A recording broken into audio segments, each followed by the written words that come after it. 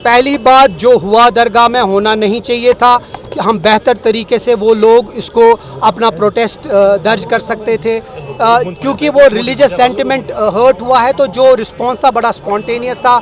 हम अभी भी उसको कंडेम करते हैं, लेकिन जो उनके ऊपर एफआईआर है, जो उनके ऊपर जो ये धमकियां आ रही हैं पीएसए की, वो बिल्कुल गलत है। और मुझे लगता है अफसोस है अगर कोई भी ये चीज़ कर रहा है। लेकिन उससे पहले जो पुलिस है, मुझे लगता है वीसी साहिबा के खिलाफ केस होना चाहिए क्योंकि उसने दो चीज़ें की।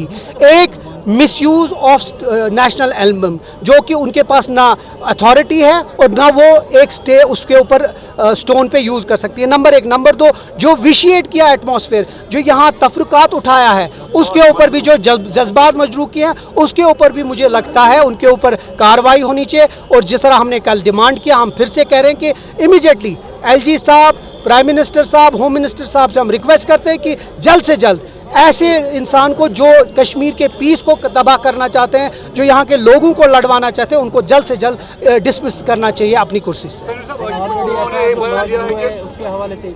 मैं फिर से कहता हूँ, जो एफआईआर हुआ वो होना नहीं चाहिए।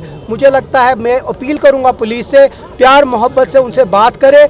जो हुआ होना नहीं चाहिए, लेकिन क्योंकि वो स्पॉन्टेनियस था, उनके ऊपर काउंसलिंग होनी चाहिए और वही शायद पुलिसिंग का सही काम है। जहाँ तक हमारी रिपोर्ट्स है, मुझे नहीं लगता अभी कोई अरेस्ट हुआ है। इन्वेस्टिगेशन करें, लेकिन उस इन्वेस्टिगेशन में हमारी अपील है कि जल्द से जल्द वीसी साहिबा को भी उस इन्वेस्टिगेशन में लाना चाहिए।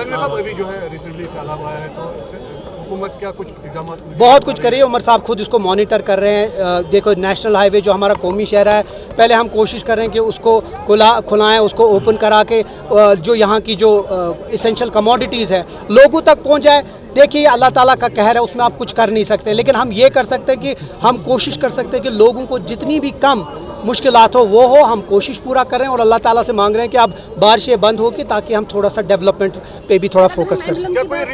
रिलीजियस इंस्टीट्यूशन में आज तक ये एम्ब्लम जो है नहीं रखा गया है, क्या ये पॉलिटिकल स्टंट है? इसका मतलब है कि अगर कोई इसको इस्तेमाल कर रहा है अपने सियासत के लिए, तो ये सीधे लग रहा है कि इसके पीछे कोई चाल थी। नहीं तो इस मुल्क के जो सबसे बड़ी लीडरशिप है, चाहे वो वज़ीर आज़म है, यहाँ के एलजी साहब, कभी भी जब भी उन्हें रिलीजियस फंक्शन किया, कभी भी उन्हें वो स्टेट एम्बलम, दैट मीन्स कि उसका एक रीज़न है, क्योंकि जब एम्बलम यूज़ होता तो इसका मतलब होता है कि स्टेट गवर्नमेंट उसको बढ़ावा दे रही हो। स्टेट गवर्नमेंट या सेंट्रल गवर्नमेंट कभी भी किसी रिलीजियस चीज़ों को के ऊपर इंटरफेयर नहीं कर सकती, क्योंकि एक रिलीजियस इंस्टीट्यूशन है और इसीलिए स्टेट एम्बलम कभी भी रिलीजियस जगहों पे नहीं लगता है।